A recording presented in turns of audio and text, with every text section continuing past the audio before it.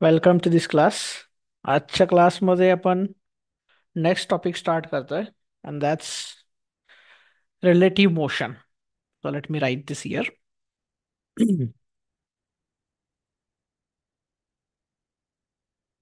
Okay, so we are starting today relative motion.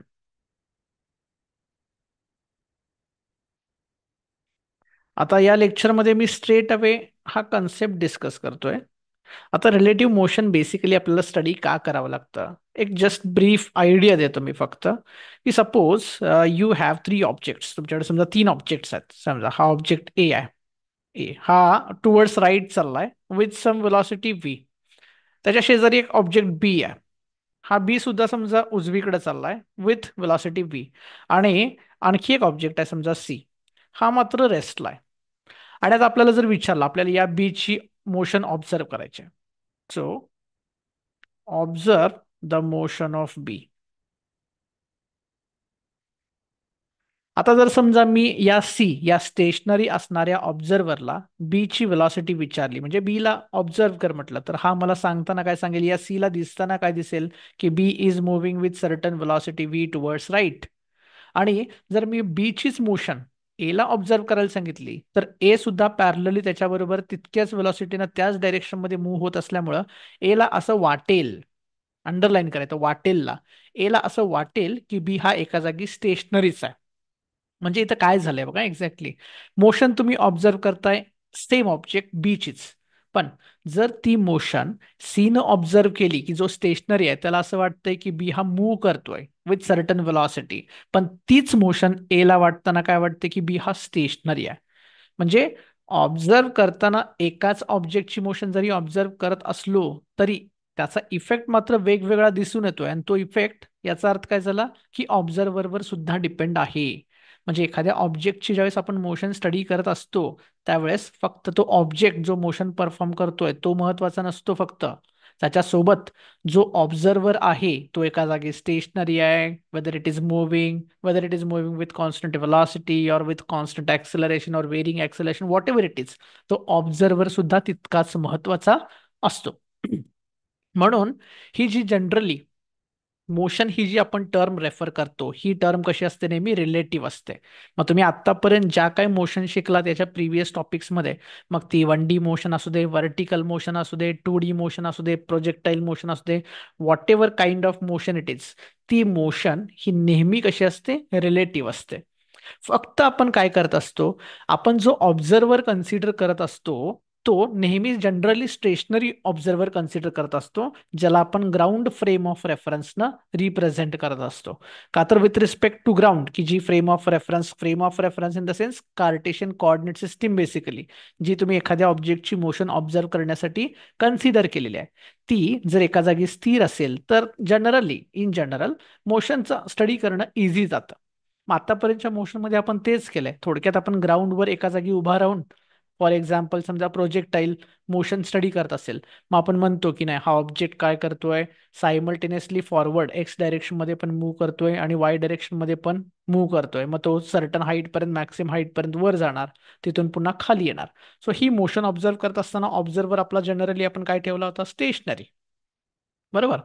प- पण in general ही जर मी motion concept जर विचारात घेतली तर ती नेहमी कशी असते, रिलेटिव्ह. मग आता मग याचा आपण डिटेलमध्ये स्टडी केला पाहिजे. मग आता या चॅप्टरमध्ये आपण काय कन्सिडर करणार आहे, आपण जनरली दोन ऑब्जेक्ट्स कन्सिडर करणार आहे. Objects A and B. Let's say आपण दोन ऑब्जेक्ट्स कुठले कन्सिडर केले, A and B, and they are both moving with certain velocity. They are both moving with certain velocity V A and V B, irrespective of each other. त्यांची movement independently कुठंही in general three dimensional स्पेसमध्ये ते कुठल्याही डायरेक्शनमध्ये move करू शकतात. म्हणजे इथं speciality मी असं म्हणून ए ऑब्झर्वर असेल आणि बी ऑब्जेक्ट असेल तर बी ची मोशन ऑब्झर्व करत असताना ए हा स्टेशनरीच असला पाहिजे असं काही नेसेसरी नाही. सो आपण दोन ऑब्जेक्ट्स घेतले कुठले, ए अँड बी. समजा आपण असं म्हटलं both moving with certain velocity, both moving with certain velocity. मग ती वेलॉसिटी अगेन कॉन्स्टंट असेल नसेल या सगळ्या गोष्टींचा फरक पडतच नाही. मग या सगळ्याचा अनालिसिस आपल्याला याच्यामध्ये करायचा आहे. So I will straight away go into the concept. बघा समजा आपण जर असं कन्सिडर केलं, लेट्स से आपण एक सिस्टीम कन्सिडर केली. ठीक आहे. कार्टेशियन कोऑर्डिनेट सिस्टीम आपण घेऊ. समजा हा मी एक ऍक्सिस ड्रॉ केला. Okay all right. हा दुसरा ऍक्सिस ड्रॉ केला. ठीक आहे. सो समजा आपला हा जो ऍक्सिस आहे हा वाय ऍक्सिस आहे, आणि हा जो ऍक्सिस आहे हा एक्स ऍक्सिस आहे, आणि हा आपला जो आहे तो ओरिजिन आहे. आणि समजा आपला जो ऑब्जेक्ट ए आहे जो मूव्ह करतोय तो at certain instant of time या पोझिशन ए ला आहे. आणि जो दुसरा ऑब्जेक्ट आहे तो जो इररिस्पेक्टिव्ह ऑफ ए त्याची त्याची मुवमेंट काहीतरी वेगळी चालू आहे, तो सध्या या पॉइंटला आहे. म्हणजे थोडक्यात काय केलं, मोशन ऑब्झर्व करतोय की मी पिक्चर काढला at certain instant of time. मला असं दिसलं की ए पॉईंट इथं आहे, बी पॉईंट इथं आहे. ठीक आहे. मग मी काय केलं, पहिल्यांदा ए आणि बी ला जोडला. मग मी काय करतो बघा पहिल्यांदा. ठीक आहे. सो ए इथं आहे ना. समजा हा एक घेतला, कन्सिडर केला. ठीक आहे. दुसरं याला आणि ओरिजिनला जोडून टाकतो. म्हणजे थोडक्यात काय केलं मी, ए आणि बी यांना मला रिप्रेझेंट करायचं की त्यांची नेमकी पोझिशन कुठं आहे. ठीक आहे, मग काय हरकत नाही, मग मी ए आणि बी ला पण जोडून टाकतो असं. ठीक आहे. समजा या ए पॉइंटचे कोऑर्डिनेट्स x1 y1 आहेत, आपण 2D केस कन्सिडर करू. आणि बी पॉइंटचे कोऑर्डिनेट्स x2 y2 आहेत. ठीक आहे. मग ए पॉइंटला एखाद्या कार्टेशियन कोऑर्डिनेट सिस्टीम मध्ये रिप्रेझेंट करायचं असेल तर आपण त्याला त्याच्या पोझिशन वेक्टरनं रिप्रेझेंट करतो. पोझिशन वेक्टर हा काय करत असतो, एखाद्या पॉइंटची with respect to certain fixed point की जो जनरली ओरिजिन असतो त्याच्या रेफरन्समध्ये आपण काय सांगत असतो, त्याची पोझिशन रिप्रेझेंट करत असतो. मग इथं हा ए चा जो पोझिशन वेक्टर आहे हा ओ ए बार असणार आहे, ज्याला आपण position vector R R A बार न रिप्रेझेंट केलं. सिमिलरली पॉईंट बी चा पोझिशन वेक्टर मी असा इकडून ओ ओरिजिन कडून पॉईंट बी कडे म्हणजे हा आर बी बार रिप्रेझेंट करू शकतो.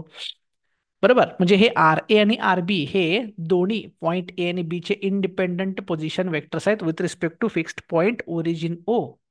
पण आपल्याला हे करायचंच नाही study.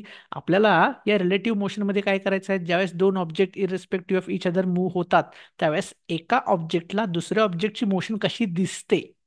Again underline this statement. एका ऑब्जेक्टला दोन ऑब्जेक्ट मूव्ह होत आहेत, त्यातल्या एका ऑब्जेक्टला दुसऱ्या ऑब्जेक्टची मोशन कशी दिसते त्यालाच आपण रिलेटिव्ह मोशन म्हणून रेफर करणार आहे. मग तुम्ही बी ला ए ची मोशन कशी दिसते किंवा ए ला बी ची मोशन कशी दिसते हे तुम्ही स्टडी करू शकता. मग मी समजा ए ला ऑब्झर्व करतोय. सो आपण समजा असं म्हटलं, यातला ए जो आहे हा आपला ऑब्जेक्ट आहे. बरोबर. आणि बी जो आहे तो आपला ऑब्झर्वर आहे. म्हणजे आपण ऑब्झर्वर बी आहे आणि आपण कुठल्या ऑब्जेक्टला बघतोय, ए ला. मग बी कडून ए ला जर बघितलं तर ए ची position with respect to B म्हणजे ही अशी असणार आहे ना. याला कसं रिप्रेझेंट करायचं बघा. This is position of A with respect to B. इथं लिहितो मी ते. आर ए बी म्हणजेच काय, वेक्टर आहे हा. This is position vector of point, कुठल्या पॉइंटचा, A with respect to point B. म्हणजेच काय, जर तुम्ही बी च्या ठिकाणी उभे असता आणि ऑब्जेक्ट ए या ठिकाणी असता तर तुम्हाला ए ची दिसलेली पोझिशन ही along vector R A B bar म्हणजेच बी ए बार असते. सो आता आपल्याला काय करायचं आहे, डायग्राम मध्ये ए चा पोझिशन वेक्टर सेपरेटली दिसतोय, बी चा पोझिशन वेक्टर सेपरेटली दिसतोय, आणि आर ए बी हा जो जोडणारा वेक्टर आहे की जो माझी ए ची पोझिशन विथ रिस्पेक्ट टू बी सांगतोय, हा मला फाइंड आउट करायचा आहे. मग जर डायग्राम केअरफुली बघितलात आणि या ट्रायंगल मध्ये ट्रायंगल लॉ जर वापरला तुम्ही वेक्टर ऍडिशनचा, तर तुम्ही काय लिहू शकता बघा. I can write this. असं लिहू शकतो मी, R B bar plus R A B bar is equal to R A bar. Vector law, sorry vector एडिशनचा ट्रायंगल लॉ काय असतो बघा. हा पहिला वेक्टर आरबी घेतलात, पहिला वेक्टर जिथं संपतो तिथून दुसरा वेक्टर सुरू झाला पाहिजे. आणि मग हे दोन साइड्स रिप्रेझेंट करत असतील तर रिमेनिंग साइड ट्रायंगलची ही तिसरा वेक्टर ज्यांची ऍडिशन असतो तो रिप्रेझेंट करत असतो. सो हेच लिहिलेलं आहे मी. सो याच्यावरून आपण काय लिहू शकतो बघा. आपल्याला याच्यामध्ये इंटरेस्ट आहे ए बी का, तर ए बी म्हणजेच काय आहे, position vector of A with respect to B. म्हणजे हा रिलेटिव्ह कन्सेप्ट आहे इथं. रिलेटिव्ह का, कारण ए ची पोझिशन सांगतोय पण बी ला दिसलेली, म्हणजे विथ रिस्पेक्ट टू किंवा विथ रेफरन्स टू काय म्हणायचं, पॉइंट बी. आणि ती काय येणार आहे, मग इथं याच्यावरून हे असं येणार, R A bar minus R B bar. So so let's note down. This is very basic. This is very basic. Position of A with respect to B पाहिजे असेल तुम्हाला, position of A with respect to B पाहिजे असेल तर काय करा, ए ची position minus बी ची पोझिशन करा. आणि मग तुम्ही जनरली पोझिशन वेक्टर हा रिप्रेझेंट करू शकता कोऑर्डिनेट्स वरून डायरेक्टली. म्हणजे कसं बघा, आर ए बार रिप्रेझेंट करायचा आहे, ए चा पोझिशन वेक्टर आहे ना, हा त्याच्या कोऑर्डिनेट्सच्या फॉर्म मध्ये तुम्ही रिप्रेझेंट करू शकता. कोऑर्डिनेट्स काय आहेत, असा रिप्रेझेंट करू शकता, x1 I cap plus y1 जे कॅप. हा आर ए बार झाला. आर बी बार काय असणार आहे तुमचा, बी चे coordinates x2 I cap plus y2 जे कॅप. हा आर बी बार झाला. आणि मग याच्यावरून आर ए बी बार जर फाइंड आउट केला तर R A minus R B वेक्टरची सबट्रॅक्शन माहिती आहे आपल्याला. सो कसं येणार आहे, R A x1 minus x2 times I cap plus y1 minus y2 times J cap. या पद्धतीने तुम्ही R A minus R B म्हणजेच position vector of A with respect to B find out करू शकता. So in general मी statement काय करू शकतो, इन जनरल मी स्टेटमेंट असं करू शकतो. समजा आर कुठले दोन पॉईंट असतील, लेट्स से असं म्हटलं P Q bar, R P Q bar equals to, म्हणजे this is R position vector of P with respect to Q. Terminology is very important. R P Q is असं लिहू शकतो मी, R P bar position vector of point P minus position vector of point Q. This is very general. So हाच concept आपण इथं relative position study केली. So let's go into details. So आपण relative position वरून आपण relative velocity काढू शकतो. So let's गो. बघा, पोझिशन वरून इकडे लिहितोय मी मुद्दाम, पोझिशन वरून आपल्याला वेलॉसिटी काढायची असेल, पोझिशन वरून जर आपल्याला वेलॉसिटी काढायची असेल तर आपण कुठला कन्सेप्ट वापरतो इथं, डेरिव्हेटिव्हचा कन्सेप्ट वापरतो. मग जर मी असं लिहिलं D by D T of R A B bar, बघा पोझिशन वेक्टरचं डेरिव्हेटिव्ह म्हणजे वेलॉसिटी असते, पण इथं ही पोझिशन ए ची विथ रिस्पेक्ट टू बी आहे म्हटल्यानंतर मला वेलॉसिटी जी मिळणार ती सुद्धा कशी मिळणार, ए ची with respect to B. So this is relative velocity of, कोणाची आहे ही वेलॉसिटी तुम्ही ऑब्झर्व केलेली, ए, कुणाच्या रेफरन्स मध्ये, with respect to B. So ही टर्मिनॉलॉजी खूप जास्त महत्वाची आहे. V A B bar is velocity, relative velocity of A with respect to B. म्हणजेच काय, बी न जर ए ला ऑब्झर्व केलं असतं तर त्याला बी ला ए ची वेलॉसिटी जी दिसली असती ती असती relative velocity of A with respect to B. मग आता ही फाइंड आउट कशी करायची, आपल्याला प्रिव्हियस स्लाइड मध्ये आपल्याला हा रिझल्ट मिळालाय.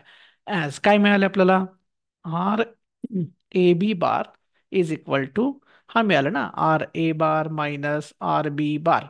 मग इकडं काय डेरिव्हेटिव्ह तर घ्यायचंय, मग डिफरन्शिएट करा दोन्ही साईडला, derivative with respect to T, R A B bar is equal to derivative with respect to T, R A bar minus derivative with respect to T again, R B bar. आता पुन्हा basic definition, पोझिशनचं derivative velocity, पण ही A ची with respect to B ही relative velocity मिळणार, पण ती काय मिळणार बघा उजवीकडं, आर ए, ए चा पोझिशन वेक्टर त्याचं derivative with respect to time, A ची velocity. So V A bar minus similarly पुढची क्वांटिटी असणार ती व्ही बी बार. सो काय रिझल्ट मिळाला बघा, this is very important result. हे काय मिळालं तुम्हाला याच्यामध्ये बेसिकली, की object this gives relative velocity of A with respect to B.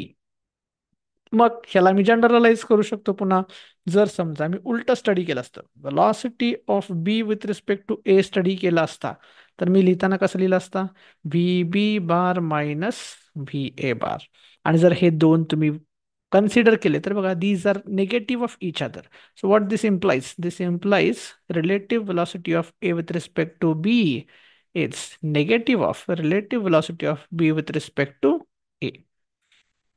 So for example समजा, आपण एक्झाम्पल नंतर घेऊ, आपण इन जनरल पहिल्यांदा डिस्कस करतोय रिलेटिव्ह वेलॉसिटी. सो समजा रिलेटिव्ह वेलॉसिटी आहे. आता जर समजा मी ऍक्सेलरेशन घेतलं तर काय करता येईल मला सांगा, ऍक्सेलरेशनची बेसिक डेफिनेशन काय असते, acceleration is derivative of velocity with respect to time. So आता हे जे एक्सप्रेशन आहे ह्याला जर डिफरन्शिएट केलं तर काय लिहिणार, दिस गिव्स, बघा डिफरन्शिएट, पुन्हा differentiate, T by D T of relative velocity of A with respect to B is equal to left hand side झाली, राईट हँड साइड पण लिहा. व्ही ए बारचं derivative minus again D by D T of V B bar. So what this implies, left hand side derivative of velocity with respect to time acceleration. पण ही velocity कसली आहे? It is a relative velocity of A with respect to B. So this is also relative acceleration of A with respect to B bar is equal to ए ची velocity त्याचं derivative. So हे acceleration असणार एचं, ए ए bar minus हे असणार आहे acceleration of B. So this is also true. So the same logic goes with position, velocity, and acceleration. So these terms are, so this gives, this is what? This is relative acceleration of A with respect to B. Of A with respect to B. So these are very simple concepts. So relative velocity म्हणजे नेमकं काय? आता आपल्याला याच नॉलेजला काय करायचं आहे? Extend करायचं आहे for 1D relative motion. So let's extend. So आता आपण काय करू? Relative motion in 1D. So आपल्याला मेनली रिझल्ट मिळालेला आहे ऑलरेडी. काय मिळालेला आहे रिझल्ट? रिलेटिव्ह व्हेलॉसिटी काढायची असेल, relative velocity of A with respect to B is given as V A bar minus V B bar. तर आता बघा आपली मोशन कशी आहे? 1D. 1D means what? Along a straight line. 1D means along a straight line. मग आता straight line मध्ये object जात असेल तर दोनच पॉसिबिलिटी आहेत. तो एक तर हा उजवीकडे जात असतो किंवा एक तर हा डावीकडे जात असतो. म्हणजे if I consider this straight line to be horizontal, let's say call that as X axis, तर एक तर तो उजवीकडे जाणार आहे किंवा डावीकडं. मग जनरली आपण साइन कन्व्हेन्शन काय फॉलो करायचं? If object is going towards let's say right, तर ह्याला आपण पॉझिटिव्ह म्हणत असेल, तर लेफ्टला चालला तर त्या व्हेलॉसिटीला निगेटिव्ह म्हणायचं. असं काही नेसेसरी नाही उजवीकडेच पॉझिटिव्ह आणि डावीकडेच निगेटिव्ह. तुम्ही काहीही करा, फक्त एवढं फॉलो करा, उजवीकडे पॉझिटिव्ह म्हणालात की डावीकडे त्याच्या उलटा आहे म्हणजे निगेटिव्ह. समजा वर जात असेल सॉरी, वर जात असेल तर वर जनरली आपण पॉझिटिव्ह म्हणतो. तर खाली जाताना तुम्ही त्याची व्हेलॉसिटी काय घ्या? निगेटिव्ह घ्या. सो हे साइन कन्व्हेन्शन तुम्हाला फॉलो करायचं आहे. सो याच्यामध्ये काय केसेस बनतात? समजा असं म्हटलं मी, objects travelling in objects travelling in same direction.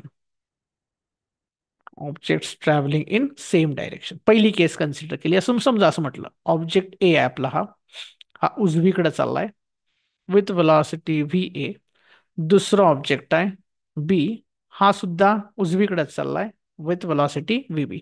लक्षात ठेवा 1D मोशन स्टडी करतोय, सो मी एकच लाईन कन्सिडर करणार. सो सांगितलेल्या पॉसिबिलिटी काय? एक तर उजवीकडं नाही तर डावीकडं. डायरेक्शन बदलून चालणार नाही. मग जर मी याला वेक्टर फॉर्म मध्ये लिहिला असता तर V A bar equals to याचं मॅग्निट्यूड व्ही ए. उजवीकडे जर एक्स ऍक्सिस घेतला असता तर मी असं इथं लिहितो, मी उजवीकडे आहे तो आपण एक्स ऍक्सिस घेऊ, हा तुमचा ओरिजिन आय कॅप लिहिला असता. आणि जर याला मी वेक्टर फॉर्म मध्ये लिहिला असता तर V B bar equals to काय लिहिला असता? V B I cap.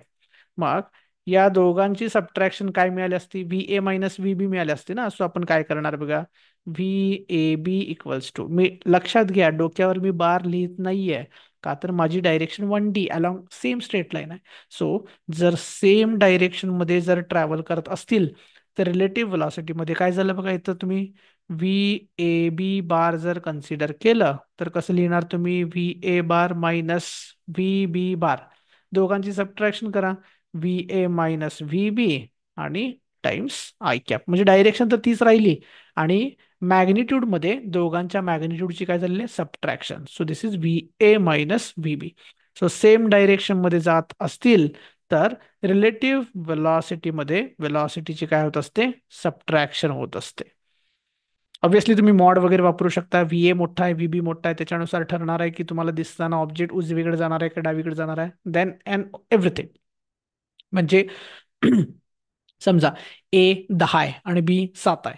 So obviously बी ला वाटताना ए हा फास्ट चाललाय ना, पुढे जाणार आहे तो निघून, म्हणजे तो पुढे चाललाय 3 वेलॉसिटीने असं वाटेल.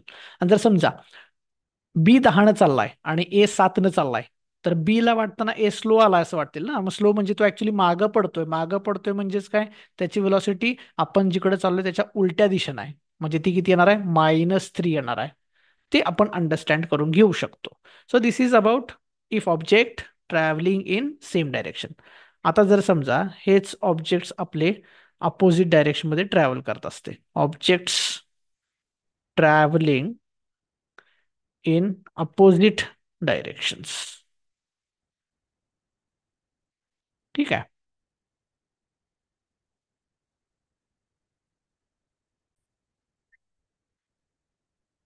समजा आता आपण असं कन्सिडर केलं की objects are travelling in opposite direction. तर काय होणार बघा आता, जर अपोजिट डायरेक्शन मध्ये ट्रॅव्हल करत असतील तर हीच केस कशी बनते बघा. समजा हा आपला ऑब्जेक्ट ए होता, इकडे चाललाय व्ही ए, हा समजा ए आहे. आणि जो दुसरा ऑब्जेक्ट आहे हा बी आहे, समजा हा त्याच्या ऑपोजिट चालला इकडं विथ वेलॉसिटी व्ही बी. आता वेक्टर फॉर्म मध्ये लिहिताना V A bar sign convention नुसार उजवीकडे आहे, म्हणजे मी पॉझिटिव्ह घेतो व्ही ए आणि horizontal i cap x axis घेतलेला आहे आपण ऑलरेडी. आणि तेच जर मला वेलॉसिटी व्ही बी लिहायची असेल तर डावीकडे आहे, म्हणजे मी मायनस घेणार साइन कन्व्हेन्शन नुसार, minus V B again I cap. दोघांची सबट्रॅक्शन घेऊन जर मी व्ही ए बी बार लिहिलं, तर subtraction V A bar minus V B bar जर केला तर हे बघा काय होणार आहे, V A bar minus V B bar जर घेतलात तर हे सबट्रॅक्शन मध्ये ऍक्च्युअल मध्ये काय होणार आहे, दोन्ही वेलॉसिटीची ऍडिशन होणार, डायरेक्शन मात्र आय कॅप येणार. सो इथं V A B equals to V A plus V B येणार आहे. म्हणजे अपोजिट डायरेक्शन मध्ये जात असतील तर रिलेटिव्ह वेलॉसिटी काढत असताना इंडिव्हिज्युअल वेलॉसिटीची काय होत असते, ऍडिशन होत असते. अपोजिट जर केसेस कन्सिडर केल्या तुम्ही, म्हणजे काय, हे बी उजवीकडं आणि ए डावीकडं, तर हे उलट मायनस येईल, हे प्लस येईल, म्हणजे हे असं आलं असतं, हे असं आलं असतं minus V A plus P B. But this minus sign indicates what, it is going in negative, sorry negative direction of X, negative direction of X. म्हणजे एक तर हे असं पॉसिबल आहे किंवा असं पॉसिबल आहे. सो निगेटिव्ह फक्त तुमची डायरेक्शन रिप्रेझेंट करताय. मॅग्निट्यूड अल्टिमेटली काय व्ही ए प्लस व्ही बीचा आहे, इथं पण व्ही ए प्लस व्ही बीचा आहे, आणि इथं magnitude V A minus V B आहे. अगेन तुम्ही मॉड टाकू शकता इथं, डिपेंडिंग ऑन ए आणि बी यांच्यातली कोणाची व्हेलॉसिटी जास्त आहे. लक्षात. सो हे आपल्याला 1D मोशन मध्ये आपण फॉलो करणार आहे. सो हे जे आजच्या लेक्चरमध्ये, या लेक्चरमध्ये आपण जे मेनली स्टडी केलं, सो हे खूप जास्त बेसिक होतं. सो मी पुन्हा एकदा फक्त रिपीट करतोय क्विकली. काय केलंय, रिलेटिव्ह मोशन मध्ये आपण नेहमी कन्सिडर करणार आहे दोन ऑब्जेक्ट्स ए आणि बी, दोन्ही independently with certain velocity move होत आहेत. ठीक आहे. मग आपल्याला काय करायचं आहे, कुठल्या पण एका ऑब्जेक्टची motion with respect to another object study करायची आहे. ती स्टडी करताना जी मोशन आपल्याला दिसेल दुसऱ्या ऑब्जेक्टची, त्याला आपण रेफर केलंय रिलेटिव्ह मोशन. ठीक आहे. मग आपण पहिल्यांदा काय काढलं, त्या ऑब्जेक्टची पोझिशन जी दुसऱ्या ऑब्झर्व्हरला दिसली होती, ज्याला आपण रिलेटिव्ह पोझिशन म्हटलं, सो ही आपण डिफाईन केली इथं. ती आपल्याला काय मिळाली, ह्याला रेफर कसं करायचं, टर्मिनॉलॉजी समजावून घ्या या लेक्चरमध्ये फक्त. This is position vector of A with respect to B, R A bar minus R B bar. लक्षात. आणि जर पोझिशनला आपण डिफरन्शिएट केलं तर आपल्याला मिळते वेलॉसिटी, पण त्या वेलॉसिटीला आपण म्हणणार काय आहोत, आपण त्या वेलॉसिटीला म्हणणार आहोत relative velocity of A with respect to B. Denote कसं करायचं, व्ही ए बी. हे अतिशय जास्त महत्वाचं आहे. पहिल्यांदा हा या टर्मिनॉलॉजी समजणं महत्वाचं आहे. So V A B is relative velocity of A with respect to B. आणि पुन्हा या रिलेटिव्ह वेलॉसिटीला जर तुम्ही differentiate with respect to time केलं तर तुम्हाला मिळणार आहे relative acceleration of A with respect to B. येतं लक्षात. सो अल्टिमेटली मग आपण काय केलं, याच नॉलेजला एक simple 1D one dimensional rectilinear motion मध्ये आपण काय केलं, अप्लाय केलं. सो रेक्टिलिनियर मध्ये एक तर ऑब्जेक्ट उजवीकडे in the sense along one line म्हणू, जी जनरली आपण हॉरिझॉन्टल एक्स ऍक्सिस पकडत असतो, कन्सिडर करत असतो. सो म्हणून मी उजवीकडे म्हणतोय. सो ए उजवीकडे चालला असेल किंवा डावीकडे चालला असेल, सो दोन ऑब्जेक्ट आहेत, मग त्याच्यामध्ये केसेस कन्सिडर केल्या, सेम डायरेक्शन मध्ये जात असतील तर त्यांच्यातली रिलेटिव्ह वेलॉसिटी कशी काढायची, सबट्रॅक्शन करून काढायची.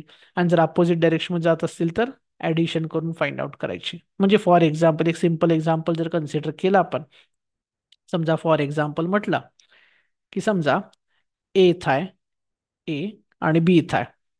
आपण लाईन काढू ना त्यापेक्षा, समजा इथं ए आहे आणि इथं कुठेतरी बी आहे. हा इथं बी आहे. हा समजा ए इकडे चाललाय, ए उजवीकडे चाललाय with let's say 20 metre per second, आणि बी समजा उजवीकडेच चाललाय 10 मीटर पर सेकंड.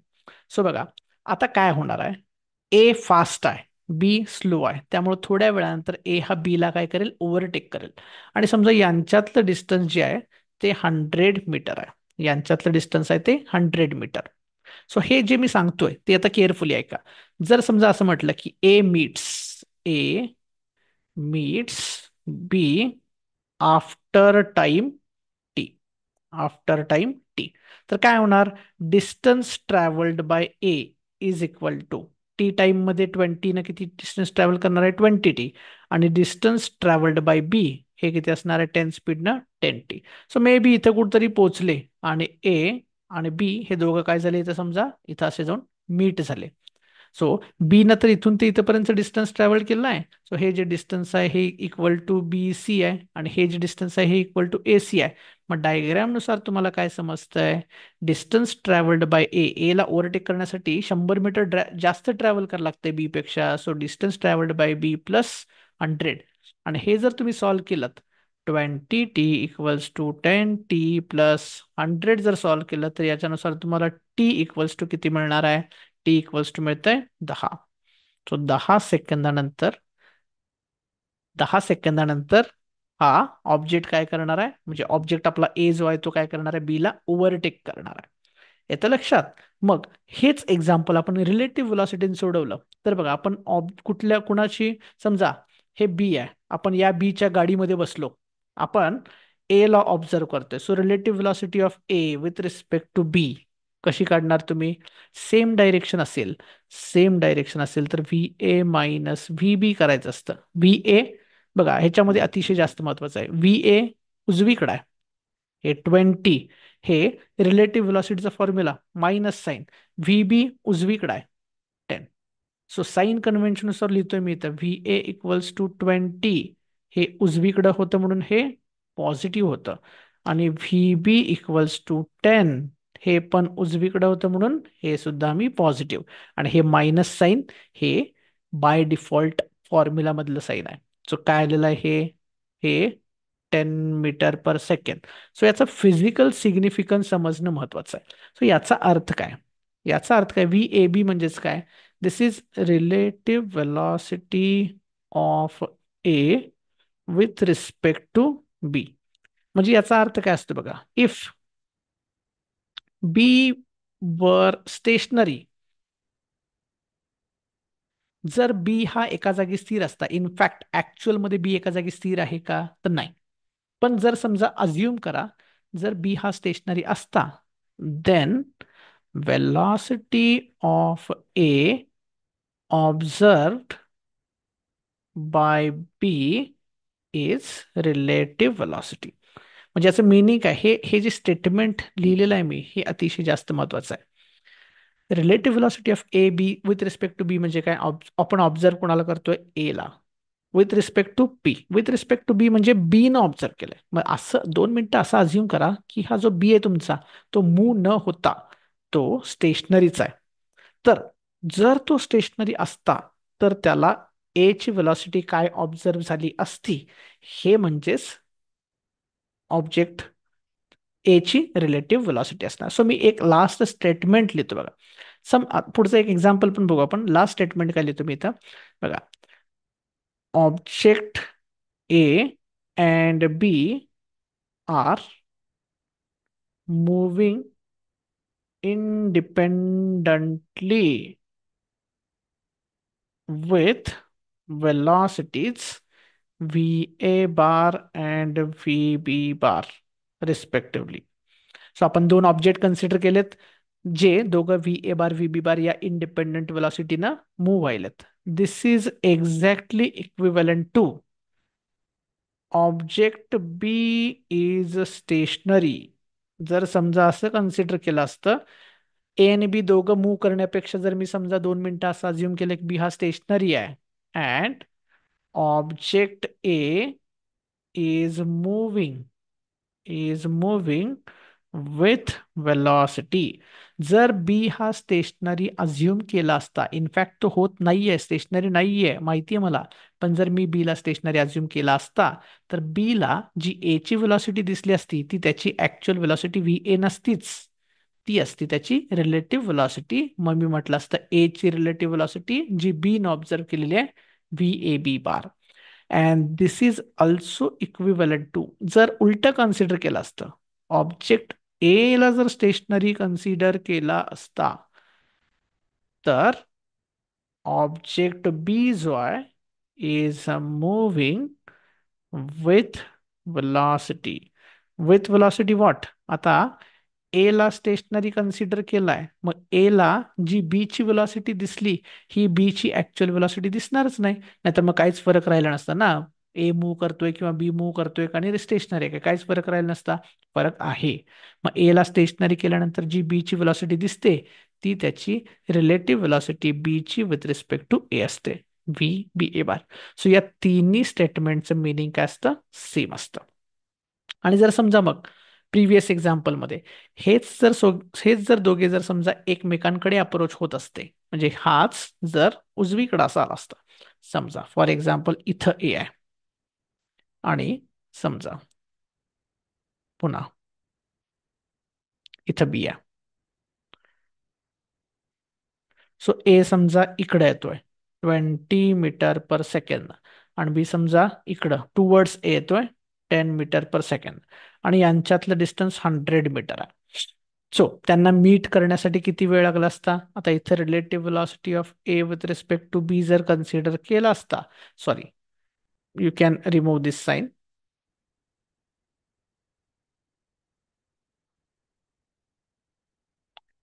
ठीक आहे, बी ए बी इक्वल्स टू काय केलं असतं बघा, कसं करायचं बघा, साइन कन्व्हेन्शन इकडे फॉर्म्युला असली तो पहिल्यांदा V A B bar is equal to V A bar minus V B bar. हा, आता इथं व्ही ए ची व्हॅल्यू लिहितो पहिल्यांदा. व्ही ए किती आहे? 20. कुठं आहे? उजवीकडं, म्हणून घेतानाच काय म्हटलं, उजवीकडे आहे म्हणजे साइन कन्व्हेन्शन नुसार पॉझिटिव्ह. व्ही बी ची व्हॅल्यू किती आहे? 10. पण हा आहे कुठं? डावीकडं. आणि डावीकडे असेल तर साइन कन्व्हेन्शन नुसार निगेटिव्ह घ्यायला पाहिजे, सो इथं येणार sign negative. So basic formula काय बघा, V A 20 minus V B ची व्हॅल्यू मात्र घेताना विथ साइन कन्व्हेन्शन -10, आणि मग हे होणार आहे 30 मीटर पर सेकंड. आणि मग टाइम रिक्वायर्ड टू कव्हर, आता बघा असं असं कन्सिडर केलं की हे दोघं मीट होत आहेत ना. मग ए आणि बी ची दोघांची मोशन स्टडी करण्याऐवजी जर मी या बी ला थांबवला असता, तर या बी ला ए ची जी व्हेलॉसिटी दिसली असती ती एवढी दिसली असती. सो ही जी दिसलेली आहे कधी, if B is stationary, if B is stationary. मग मीट करण्यासाठी आपल्याला एकूण डिस्टन्स किती ट्रॅव्हल करायचा, हा जर स्टेशनरी असेल तर या ए ला 100 मीटर एवढं डिस्टन्स ट्रॅव्हल करून जायला पाहिजे. सो डिस्टन्स ट्रॅव्हल करायचा 100. पण या ए ची व्हेलॉसिटी 20 नाहीये आता ऍक्च्युअल, का तर बी ला स्टेशनरी केल्यानंतर बी ला ए ची व्हेलॉसिटी दिसली, ती ऍक्च्युअल व्हेलॉसिटी 20 नव्हतीच, ती दिसली किती, relative velocity 30. So divided by 30, एवढ्या सेकंदानंतर ते एकमेकाला काय झाले असते, मीट झाले असते. सो ही जे लास्ट स्लाइड मधलं जे स्टेटमेंट आहे, this is very very important. So या लेक्चरमध्ये रिलेटिव्ह मोशनच्या बेसिक टर्मिनॉलॉजीज फक्त सगळ्या समजावून घ्या, आणि हे जे शेवटचं स्टेटमेंट आपण जे लिहिलेलं आहे, जे अनालिसिस केलेलं आहे, ते व्यवस्थित समजावून घ्या. म्हणजे नेक्स्ट लेक्चरमध्ये आपण 2D रिलेटिव्ह मोशन आणि त्याचे काही स्पेसिफिक प्रॉब्लेम स्टडी करणार आहे.